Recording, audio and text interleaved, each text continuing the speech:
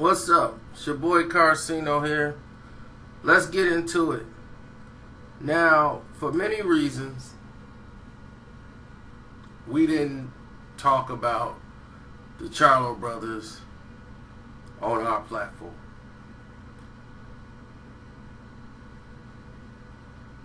Boxing Socialists used to cover that event or all their fights all the time. They're from Houston, same place as Sean, and the Charlo brothers basically were like second family. Sean used to drive out there, film them, record them. He loved it. Then, all of a sudden, it all fell apart.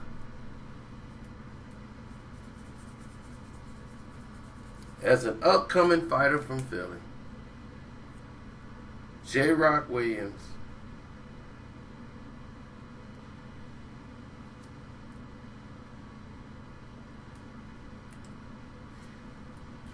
who basically off the record mentioned the Charlo brothers and said he just didn't think Jermell had enough dog in him to make it like Jamal.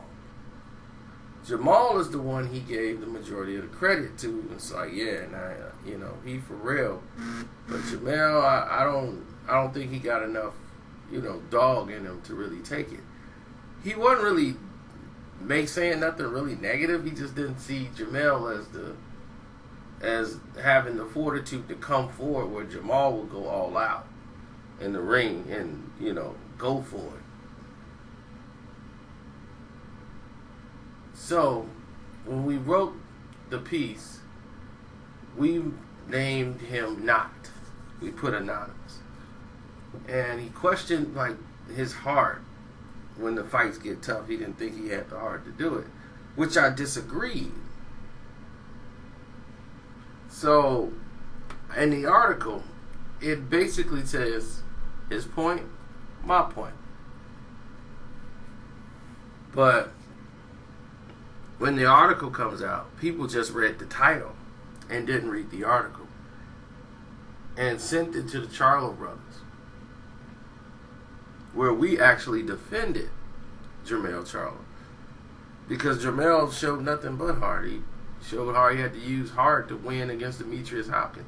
Anybody who beat Demetrius Hopkins, that's a tough fight. I don't care what people say his record is. D-Hop can fight. So he had to dig down to win those last rounds to pull that fight out. That was a tough night. That showed heart. All of this was in the article. No one ever read it. No one from over there. They were so upset about something they never even read. So they were going off the handle about J-Rock. They would never fight him, this and that. I don't even know that dude. But they blame Sean because Sean is the one they know. I talked to Jamal and I talked to Jamel. Jamel got it. Jamal didn't. Jamal's the type where he's very overprotective of Jamel. He feels somebody's attacking Jamel, that's, like that's my brother, they twins. I understand it all. Understand it completely. But once you've been explained what happened and what you guys did wrong in the situation, because they went to Twitter and Jamal had never followed Sean. Once Jamal sent a friend request to Sean and Sean approved it, he just went to blasting him on the Twitter and put it on his timeline. It was retarded. But it showed right then and there, the attitude level. And they were just like at that time, nobody was really covering them. Fight Hype would do something because they had one guy coming in there to do it, and I don't even know if he's doing it anymore. So they were the only two people really featuring them at the time, besides Sean. Sean and this other guy from Fight Hype that Sean knew as well. So then Jamal's like, I'm barring them. I don't want them here no more. I don't want them at the place. It was ridiculous. So all of this stuff was going on. I'm like, that doesn't make sense. Why would we be siding with J-Rock, who's from Philly? We didn't know J-Rock really like that. Besides, he was just a fighter from Philly. I like his fighting style, but he's from Philly. We didn't know him. Sean watched you. Sean knew your family. You know what I'm saying? He followed you guys, promoted you guys. He loved y'all. Like, these was like, he went to fights, like, to go watch fights with y'all. Y'all were his guys, and for them to treat him like that was very, very wrong. And once the situation went down, they didn't want none of their videos on boxing socials no more. Sean took them all down. He said, you know what? I'm through with it. Got rid of everything. We took the article down for him, even though there was nothing wrong with the article. I wish we had left it up so that they could have actually read it. But they didn't even read it. They didn't even see that somebody told them about the title. Told them, they dogging you in the article. We wasn't. So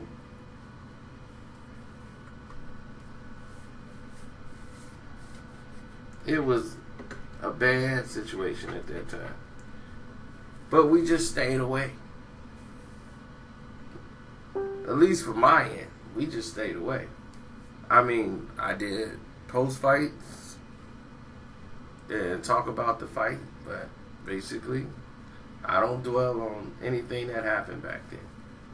Like, now, everybody supposedly is in a good space, and he's like, man, let that be in the past. But that's what happened then to now. The actual fight is happening between J-Rock and not Jamel, which everyone thought. Jamel's like, I'm never fighting him. It's Jamal.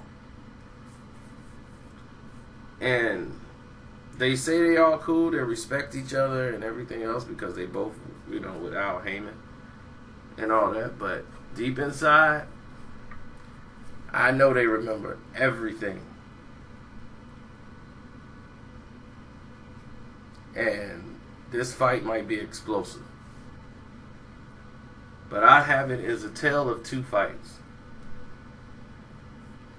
I think early on, Jamal would have a lot of success. And in the second half of the fight, I see J-Rock winning the second half of the fight.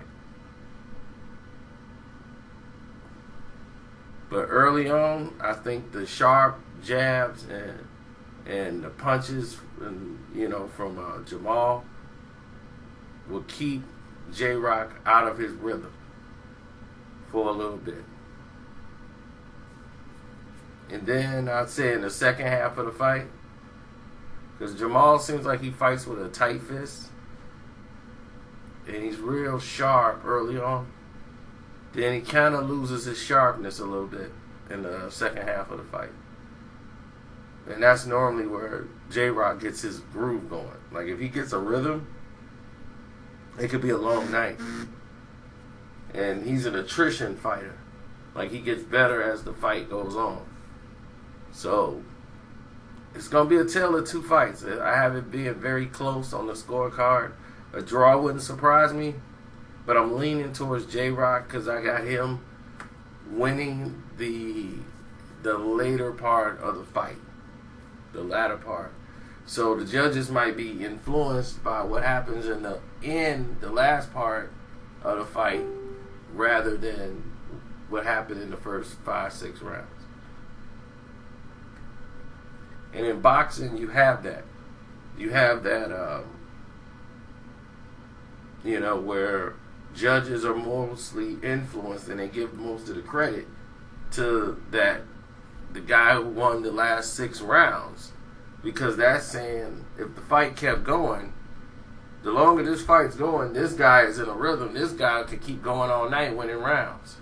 This guy has peaked already, and he won the earlier parts of the rounds.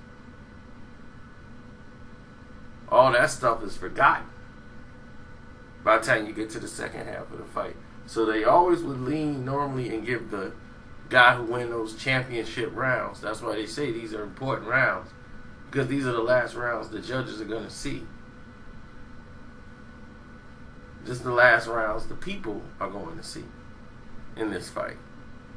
If you want it, this is when you go get it. Now, I could be wrong, but I'm very excited to see this fight. It's a very exciting fight. Now, we move on to Abner Mares and Cuellar, which is sillier to me.